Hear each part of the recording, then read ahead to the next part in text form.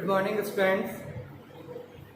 कल हमने हमारा मैथमेटिक्स का थर्ड पेपर स्टार्ट किया था और आप लोगों को कल मैंने एलपीपी लीनियर प्रोग्रामिंग प्रॉब्लम्स के बारे में कुछ जनरल बातें बताई थी। ये बताया था कि एक एलपीपी जो होती है उसके मेन 3 पार्ट्स होते हैं। फर्स्ट पार्ट उसका ऑब्जेक्टिव फंक्शन, सेकेंड पार्ट में हमने बताया था कंस्ट्रेंट्स और थर्ड पार्ट में हमने बताया था नॉन नेगेटिव रेस्ट्रिक्शंस।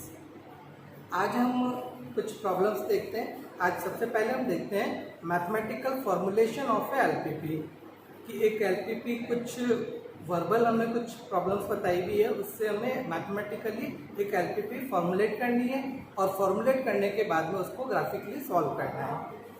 देखिए एक प्रॉब्लम देखते हैं हम।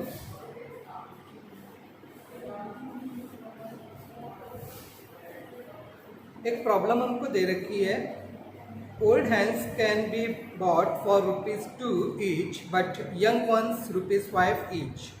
The old hens lay 3 eggs per week and the young one 5 eggs per week. हमारे पास दो तरह की मुर्गियां हैं, बूढ़ी मुर्गियां और जवान मुर्गियां। बूढ़ी मुर्गी अगर हम खरीद रहे हैं तो वो हमें ₹2 की एक मुर्गी मिल रही है, और यंग हैन अगर हम ले रहे हैं, जवान मुर्गी अगर हम खरीद रहे हैं तो वो हमें ₹5 की एक मुर्गी मिल रही है। देन वो कह रहा है द ओल्ड हैंस ले 3 eggs per week and the young one 5 eggs per week. जो ओल्ड हैंस है, हमारी बूढ़ी मुर्गियाँ जो है, वो हमें एक हफ्ते में 3 अंडे दे रही है, जबकि जो जवान मुर्गियाँ हैं वो हमें एक हफ्ते में 5 अंडे दे रही है।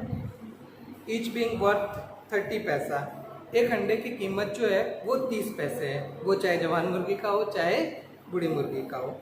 एक अंडे के पैसे हमें 30 पैसे मिल रहे हैं। ए हैन कॉस्ट ₹1 पर वीक टू फीड। एक मुर्गी को जो हमें दाना भी खिलाना होगा तो मुर्गी को दाना खिलाना की जो कॉस्ट है वो अपने ₹1 पड़ेगी दोनों के लिए।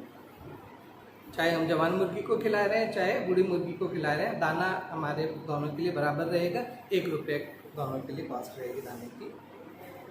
If a person has only ₹80 to spend for hens. अगर एक आदमी के पास मुर्गियाँ खरीदने के लिए केवल ₹80 हो, and he can not house more than 20 hens, और उसके पास मुर्गियों को रखने के लिए जो जगह है वो केवल 20 मुर्गियों को रखने की जगह है उसके पास। Formulate this linear programming problem and by solve it graphically.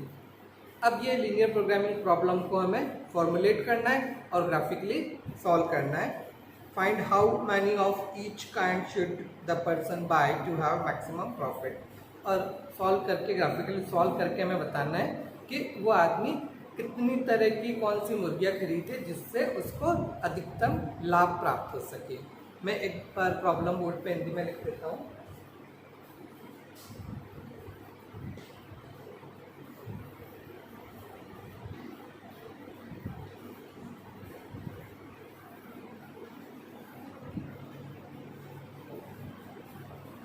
बूढ़ी मुर्गियाँ ₹2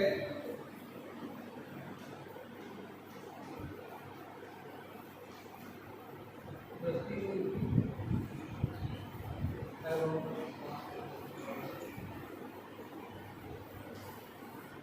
जवान मुर्गियाँ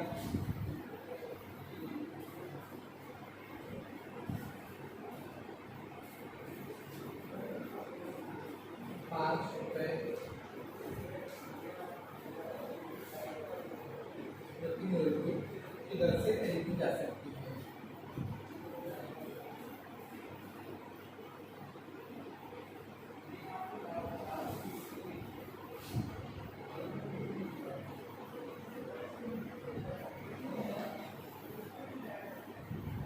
बूढ़ी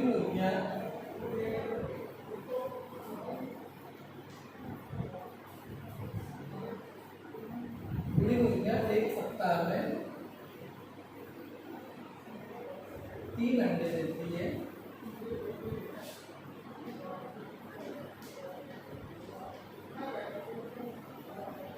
जबकि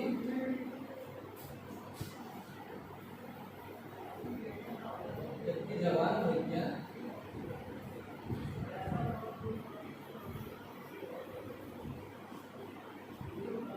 एक हफ्ता में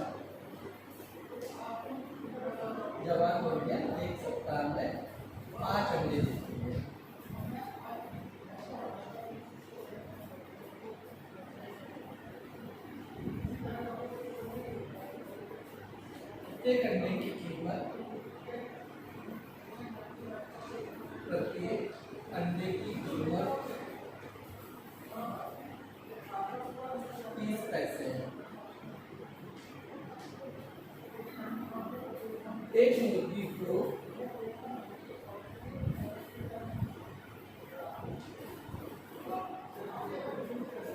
एक सप्ताह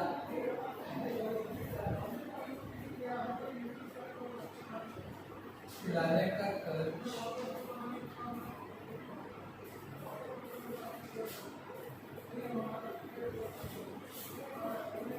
1 रुपया आता है।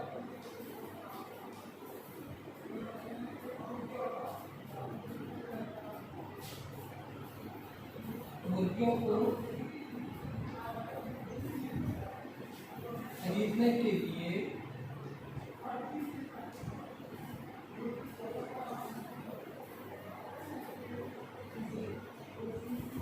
केवल 80 रुपये उपलब्ध है।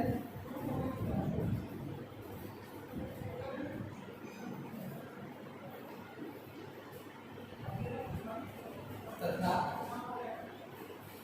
एक समय में 20 से अधिक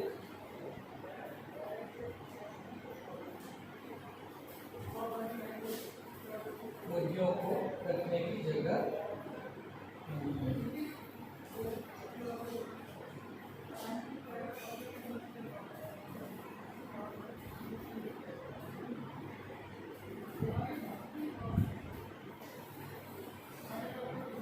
तो ये इंफॉर्मेशन हमें दे रखी है और इन इंफॉर्मेशन के बेस पर हमें एलपीपी फॉर्मुलेट करनी है और ग्राफिकली सॉल्व करना है।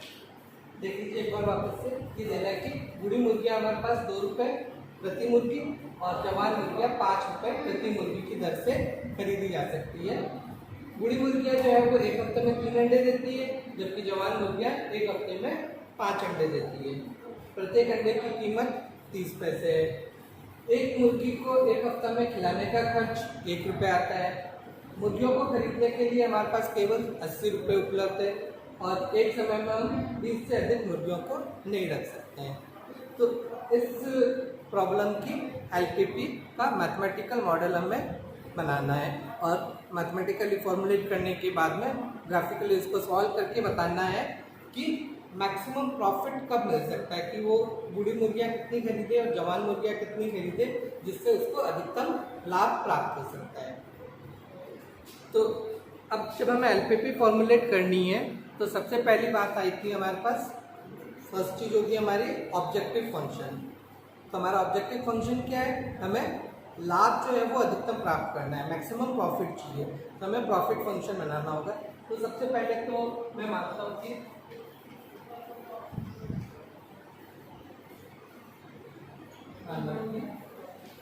एक्स बूढ़ी मुर्गियाँ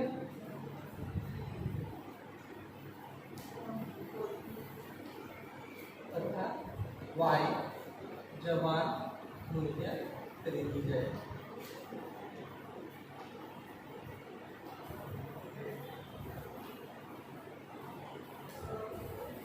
हम टोटल x जो है वो तो बूढ़ी मुर्गियाँ ओल्ड हैंस हम x ब्रॉड करते हैं और y जो है वो हम यंग हैंस ब्रॉड कर देते हैं।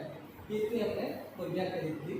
अब देखिए अगर मैंने x बूढ़ी मुर्गियाँ खरीद ली है तो एक मुर्गी जो है वो मुझे 2 रुपये में एक बूढ़ी मुर्गी मिलती है।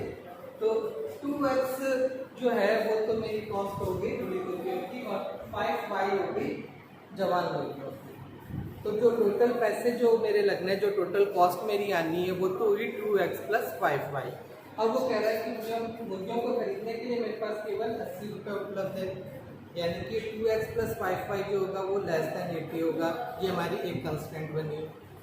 देन नेक्स्ट चीज आ रही है, बूढ़ी मुर्गियाँ एक हफ्ता में 3 अंडे देती है, जवान मुर्गियाँ एक हफ्ते में 5 अंडे देती है।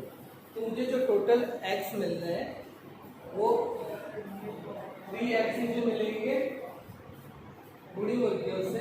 बूढ़ी मुर्गियाँ मेरे पास x है तो मेरे पास 3x एग ये आ गए और जवान मुर्गियां जो है वो 5 अंडे दे रही है, मेरे पास टोटल y जवान मुर्गियां हैं, तो 5yx मेरे पास ये आ गया। तो टोटल नंबर ऑफ x जो है वो मेरे पास है 3x प्लस 5y, और एक एग जो है उसकी कॉस्ट मेरे पास आएगी 30 पैसे। तो जो मुझे टोटल मेरी अर्निंग जो होगी पर वीक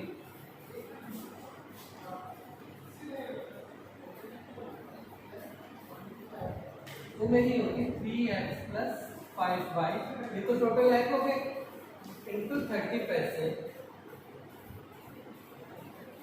यानी 30/100 रुपीज। तो टोटल अर्निंग जो है वो मेरी इतनी रुपीज में अगर मैं बताऊं ये होगी 3x प्लस 5y इंटू 30/100। अब देखिए एक्सपेंडिचर, ये तो मेरी अर्निंग हुई, मुझे निकालना है मैक्सिमम प्रॉफिट। तो प्रॉफिट क्या होगा, अर्निंग माइनस एक्सपेंडिचर।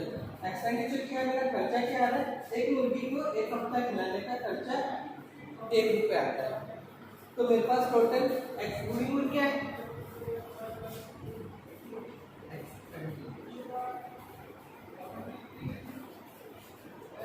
तो 1 रुपया मेरा एक मुर्गी को खिलाने में खर्च हो रहा है, तो बूढ़ी मुर्गियों को खिलाने में मेरा खर्चा होगा x रुपीज, और जवान मुर्गियां मेरे पास y है, एक मुर्गी को खिलाने में 1 रुपया खर्च हो गया, तो जवान मुर्गियों को खिलाने में मेरा खर्चा हो गया y।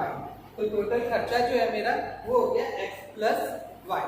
तो प्रॉफिट जो हुआ मेरा वो हुआ 3x प्लस 5y इंटू 0.3, ये रहेगा हमारा 0.3 माइनस x प्लस y।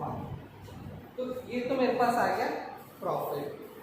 अब देखिए कंस्टेंट्स क्या है मेरे पास, कंस्टेंट्स देखिए एक तो मैं ये कहा था कि कॉस्ट जो आई थी वो थी 2x प्लस 5y, 2 रुपये में अपन एक बूढ़ी मुर्गी खरीद रहे हैं और 5 रुपये की एक जवान मुर्गी खरीद रहे हैं, तो जो टोटल कॉस्ट में आनी है वो 2x प्लस 5y हो गई।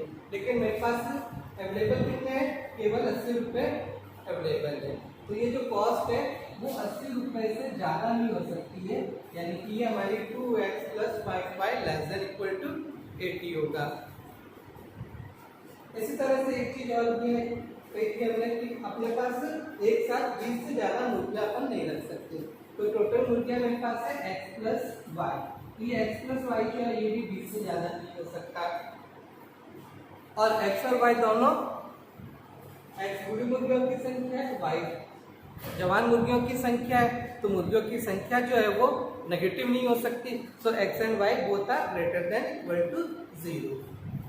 तो ये हमने इस वर्किंग प्रॉब्लम से जो चीज़ें दे रखी थी एक बार मैथमेटिकली हमने लिख के देखी है। अब मैं इसको एलपीपी को मैथमेटिकली रिप्रेजेंट करता हूँ, मैथमेटिकली फॉर्मुलेट करता हूँ।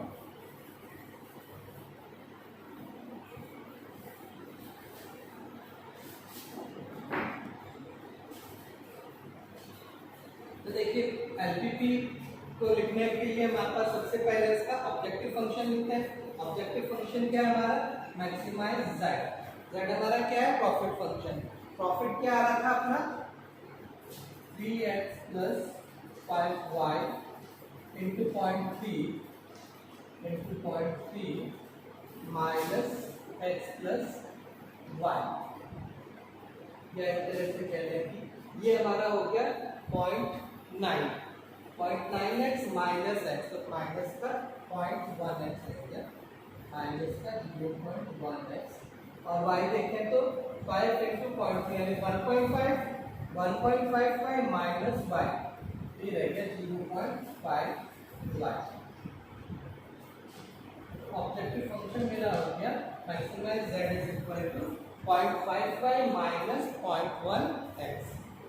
देन सेकंड पार्ट क्या है, कंस्टेंट के सब्जेक्टिव कंस्टेंट देखिए मेरे पास, एक तो ये है 2x plus 5y less than equal to 80। Second है x plus y less than equal to 20, and non negative restrictions x and y both are greater than equal to 0। तो ये हमारी एलपीपी मैथमेटिकली फॉर्मुलेट हो गई है। ये हमारी mathematically formulate होती जो एलसीटी बनी है वो ये होगी। Maximize z is equal to 0.55 minus 0.1x subject to constants है अपने पास 2x plus 5y less than equal to 80 and x plus y less than equal to 20 और non negative restrictions x and y both are greater than equal to 0। तो ये तो हुआ mathematical formulation की एक प्रॉब्लम हमें बता रखी थी इसने, हमने पहले उस प्रॉब्लम को मैथमेटिकली फॉर्मुलेट किया। ये मैथमेटिकली फॉर्मुलेट हो गया, देन हम इसको ग्राफिकली सॉल्व करते हैं।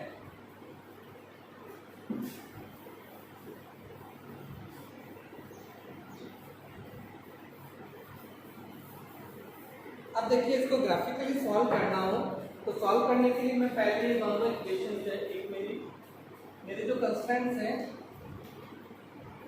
फर्स्ट कंस्टेंट मेरे पास था 2x plus 5y less than equal to 80, तो मैं इसको इक्वेशन में लिख लेता हूँ। तो इक्वेशन की फॉर्म में अगर इसको लिखता हूँ तो ये हो गया 2x plus 5y equal to 80 और से x अपॉन 80 में इधर लिया हूँ तो 2x बाई 80 यानी x by 40 plus 5y by 80 में यहाँ नीचे ले आता हूँ तो ये हो गया 5 अपॉन 80 यानी कि y बाई 16 इक्वल टू 1 और सेकंड अपनी है x plus y equal to 20 या कहें कि x by 20 plus y by 20 equal to 1 से ये मैं इक्वेशन फर्स्ट और इक्वेशन सेकंड कह लेता हूँ। देन हम इसको ग्राफ पे प्लॉट करें।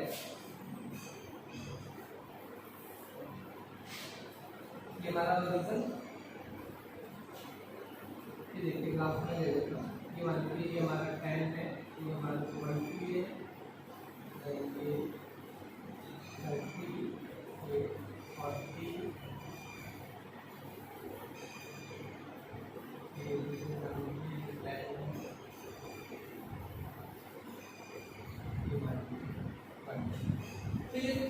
फर्स्ट लाइन जो है वो है x by 40 plus y by 16 equal to 1। It means ये x एक्सिस पर 40 का इंटरसेप्ट काट रही है, यानी एक पॉइंट ये होगा, y एक्सिस पे 16 का इंटरसेप्ट है यानी एक पॉइंट यहाँ कहीं होगा। तो ये लाइन जो है वो कुछ इस तरह की बनेगी।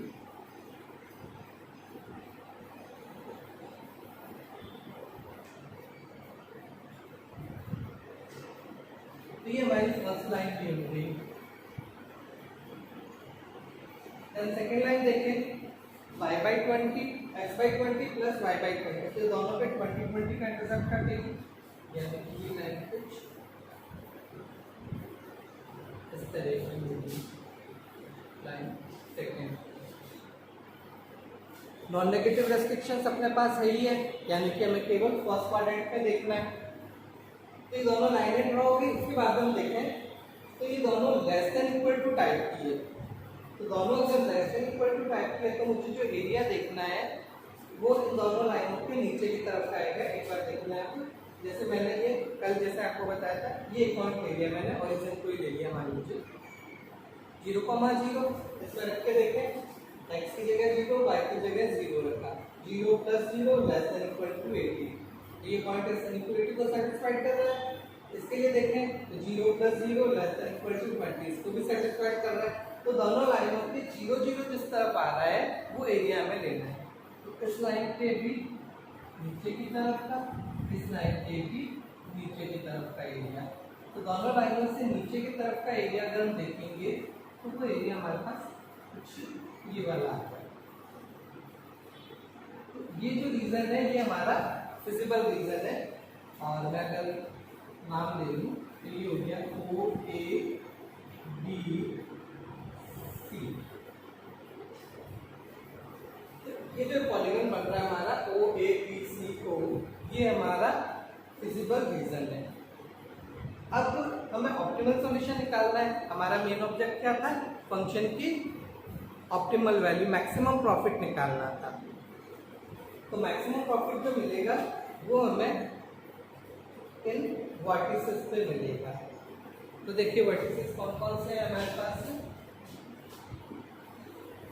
O A B C। तो देखिए पॉइंट्स हमारे पास जो है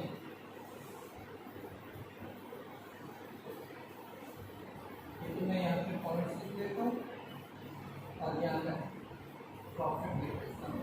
फर्स्ट पॉइंट O है हमारा 0,0। देन सेकेंड पॉइंट A है हमारा, A पॉइंट है हमारा 20,0। देन B पॉइंट है और एक C पॉइंट है। मैं पहले C पॉइंट लिख लेता हूँ। C हमें क्लियरली समझ में आ रहा है। C हमारा है 0,16 और B पॉइंट जो है वो अगर हम ये लाइनें हमने अगर ग्राफ पे प्लॉट की होती तो हमें पॉइंट सीधे सीधे से वहाँ से मिल जाता, क्योंकि अभी हमने इसको ग्राफ पे प्लॉट नहीं किया है। तो मैं देख लेता हूँ कि ये जो पॉइंट आ रहा है वो मेरा फर्स्ट और सेकंड का इंटरसेक्शन है, इन दोनों लाइनों का इंटरसेक्शन।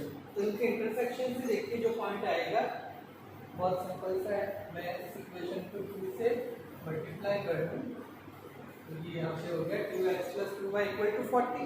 अब इन दोनों इक्वेशंस को माइनस कर लें तो ये आएगा 2x - 2x 0 हो गया, 5 - 2y 3y = 80 - 40 यानी कि 40। y = 3 हो गया 40/3। और x देखना है तो x हमारा था x + y = 20 था, x is 20 - y, y is 40/3 तो ये हो गया 60 - 40 यानी 40/3। तो ये जो पॉइंट है हमारा B पॉइंट ये है 20/3, 40/3। तो अब इन चारों पॉइंट्स पे हमें हमारे ऑब्जेक्टिव फंक्शन की वैल्यू फाइंड आउट करनी है। इन चारों में से जहाँ पे इसकी मैक्सिमम वैल्यू होगी वो हमारा ऑप्टिमल सॉल्यूशन होगा। तो सबसे पहले मैं 0 प्रॉफिट हमारा था 0.55 - 0.1x। 0,0 पे देखें तो ये 0 हो गया। फिर 20,0 पे देखें तो ये देखिए y तो मेरा हो गया 0 -0.1 into 20 पॉइंट निकालेंगे तो ये रह जाएगा माइनस का, तो यहाँ तो हमें लॉस हो जाएगा। फिर यहाँ देखें 20/3, 40/3 पे तो ये 0.5 into 40/3 minus 0.1 into 20/3 पॉइंट निकालें।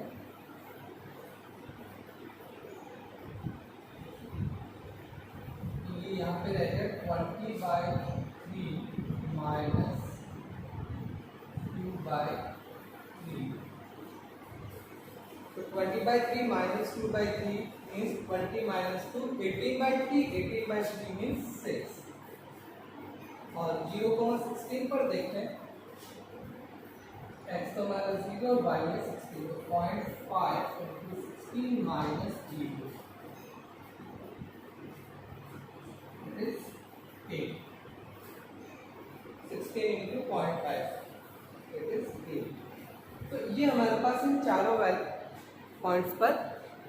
पॉइंट्स पर हमने हमारे ऑप्टिमम ऑब्जेक्टिव फंक्शन की वैल्यू निकाली। तो फर्स्ट पॉइंट पर इसकी वैल्यू आएगी 0, सेकंड पे आ रही है -2, थर्ड पे आ रही है 6 और फोर्थ पे आ रही है 8। तो जो मैक्सिमम वैल्यू हमें मिल रही है वो हमारे फोर्थ पॉइंट पे 0,16 पर आ रही है, इस पॉइंट पर C पॉइंट पर। तो मैक्सिमम प्रॉफिट मुझे कब मिलेगा? जब मेरा x 0 हो और y 16 हो, यानी कि ओल्ड हैंड्स जो है वो मैं 0 परचेज करूं, एक भी ओल्ड हैंड मुझे परचेज नहीं करनी है, और y यानी कि यंग हैंड्स जो है वो जवान मुर्गियाँ जो है वो मुझे 16 परचेज करनी है। तो अगर मैं सारी की सारी 16 यंग हैंड्स परचेज करता हूं तो मुझे मैक्सिमम प्रॉफिट मिलेगा। तो ये इस तरह से हमने देखा कि एक कोई वर्बल प्रॉब्लम हमें दे रखी थी, वर्ड्स में कोई प्रॉब्लम दे रखी थी, हमने पहले उससे मैथमेटिकली फॉर्मुलेट किया, मैथमेटिकली फॉर्मुलेट करने के बाद में हमने इसको ग्राफिकली सॉल्व किया। तो ये इस तरह से हमने पहले जो कंस्ट्रेंट्स हमारे पास थे उनको उनकी लाइंस ड्रॉ की, देन उनकी जो इनइक्वालिटीज थी उसके अकॉर्डिंगली हमने हमारा फिजिकल रीजन आइडेंटिफाई किया। फिजिकल रीजन आइडेंटिफाई होने के बाद में इस पॉलीगन के जो वर्टिसेस थे वो सारे वर्टिसेस हमने देखे कौन कौन से पॉइंट्स हैं, उन सारे पॉइंट्स पर हमारे ऑब्जेक्टिव फंक्शन की वैल्यूज हमने फाइंड आउट की और इन वैल्यूज में से जो मैक्सिमम वैल्यू जहां हमें मिल रही थी वो पॉइंट हमारा हो गया जिस पर हमें फंक्शन की मैक्सिमम वैल्यू मिलेगी। तो फाइनली हम ये कह देते हैं तो मैक्सिमम प्रॉफिट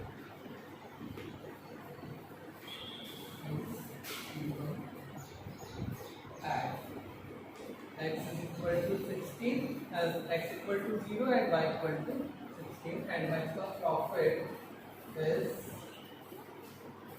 8. तो मैक्सिमम प्रॉफिट जो आएगा इस केस में वो हमारे पास आएगा ₹8।